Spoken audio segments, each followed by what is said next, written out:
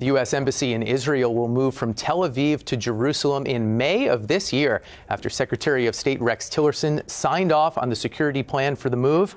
The State Department will take over an existing building the U.S. already has until a permanent location is found.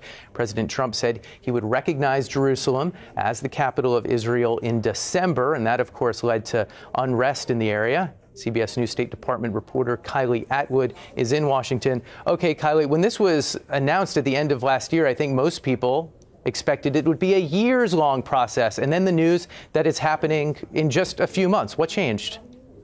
That's right. People expected it would be a long, drawn-out process, maybe not just a year, but the State Department said it would be 3 or 4 years before an actual move from taking the U.S. Embassy in Tel Aviv and putting it in Jerusalem would actually come to fruition. But we found out today that Secretary Tillerson has indeed signed off on plans that would make the formal move official in May of this year. That's just a few months away. And that sped up timeline is something that Trump's inner circle has been pressing for. That's his son-in-law, Jared Kushner, his envoy to the Middle East, who's been really pushing on this as well. And it's something that the State Department has had to look at in terms of security. Can we move the embassy right now? And can we do it as quickly as the Trump administration wants us to? Well, indeed, they've decided that they can, and they've signed off on the plans. But it's still yet to be seen just when the formal plans of a new embassy will come to fruition, because they're going to move into a temporary space in May.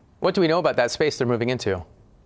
Right now, it's used for consular services. So essentially, that's issuing visas to Israelis who want to come to the U.S., that sort of thing. And so basically, right now, it's going to be the U.S. ambassador who moves there with a few of his close staffers. And eventually, we will see a larger migration of U.S. embassy officials to Jerusalem, but it's going to take a little while before they get there. They're searching for a site where they can build a new U.S. embassy or a new, larger site for the U.S. embassy to move into in Jerusalem. And Secretary Tillerson also signed off on that search. And as we learned in London, that can take many, many years. This move, though, doing it so quickly, what does this mean? And I know this is a big question, but what does this mean for peace efforts in the region?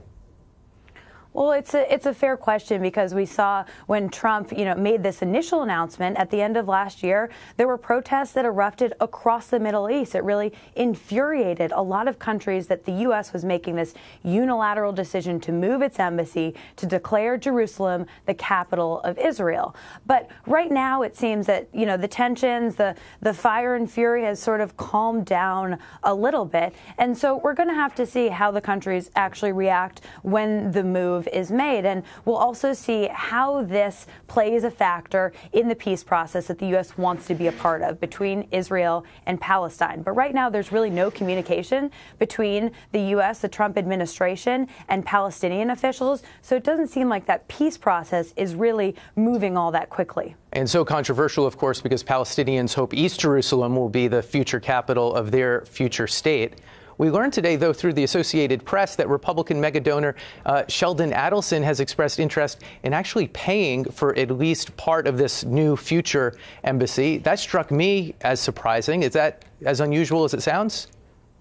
It is. It's not unusual for private U.S. citizens to make donations to the State Department. They've done that in the past. We have the U.S. Diplomacy Center in D.C. that was largely funded by private donations, and it actually broke ground in 2014. They don't have enough donations to have concluded that progress, that whole, thing at this point. But there might be a lot of mega donors, not just Sheldon Adelson, but a lot of American Jewish donors who step up to the plate and say, if the U.S. is willing to move their embassy, we are willing to back the bill. We're willing to cover the cost. And so the State Department right now is going through kind of the technicalities there. And it is legal, but they have to go through a process of vetting the donors and trying to determine if this is something that the administration is really going to allow to happen. At his joint press conference, we heard the president compliment Jared Kushner, his son-in-law and top advisor, who is working very closely on what the president has repeatedly called the biggest, toughest deal of all time, peace between Israelis and Palestinians. What do we know about where those efforts stand and what Kushner's up to? Well, Kushner can't continue to do that work without a security clearance, right? Because that security clearance allows him to see top secret information, allows him to see the daily briefings, intelligence briefings that the president gets, and that allows him to really push forward to be the leader on this peace process. But his security clearance is under question right now.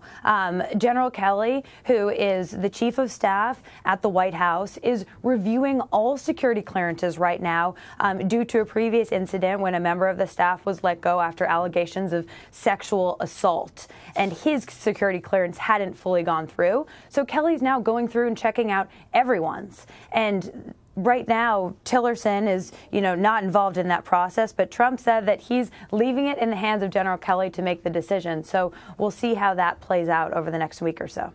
We will. Kylie Atwood in Washington, thanks so much. Thanks.